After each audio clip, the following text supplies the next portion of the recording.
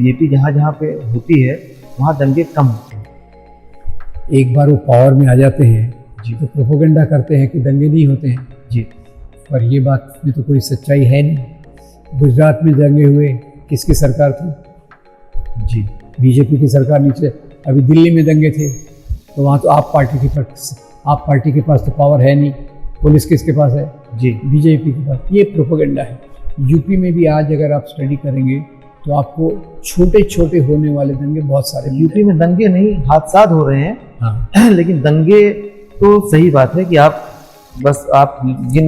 याद करके बता देंगे कि गुजरात में हुआ, एक ही बार हुआ गुजरात में, जी, दिल्ली में हुआ, कुछ और भी हुए हैं। लेकिन सही बात अगर फैक्ट्स पे जाएं तो बीजेपी रिजीम में दंगे तो कम हुए। उसका आप स्टडी कीजिए। जी मुझे लगता है कि ये ज़्यादा प्रोपोगंडा है।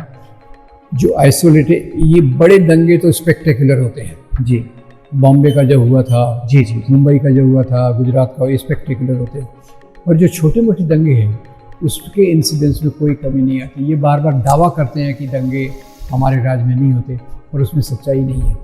हमारा सेंटर है जिसमें मैं हूँ जी, वो तो ये मॉनिटर करता रहता है। हर साल की रिपोर्ट आती है, डेटा कॉन्क्रीट डेटा है कि बीजेपी राज में दंगे कुछ कम नहीं होते हैं। एक ही है, वो रडार के नीचे रहते हैं। रडार के नीचे नहीं, पता नहीं चलता, उसका इतना मीडिया अटेंशन नहीं लेता।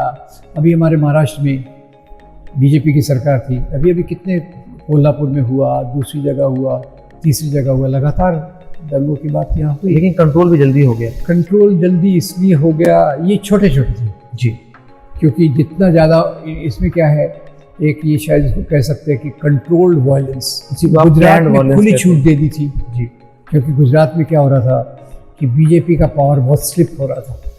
लगातार वो जो म्यूनसिपल और इसमें उनका पावर स्लिप हो रहा था, तो खुली छूट दे दी, चलने दो। 3 दिन तक जनरल जमीरुद्दीन जी, वो 3 दिन तक वो रुके रहे। और अभी उनको जितना चाहिए कंट्रोल्ड वायलेंस करके वो होता है। बड़ी बड़ी घटनाओं पे नहीं है, पर छोटी छोटी घटनाओं पे डेफिनेटली होता है। और दिल्ली का वायलेंस तो उसका उदाहरण है। अभी जब शाहीन बाग को रोकने के लिए उन्होंने किया तो उसमें दिल्ली को प्रैक्टिकली तो बीजेपी सरकार है, लॉ एंड ऑर्डर उसके हाथ में है। हाँ, पार्टी वाले तो केवल गांधी की मूर्ति के सामने जाके हाथ जोड़ के खड़े रहते हैं। तो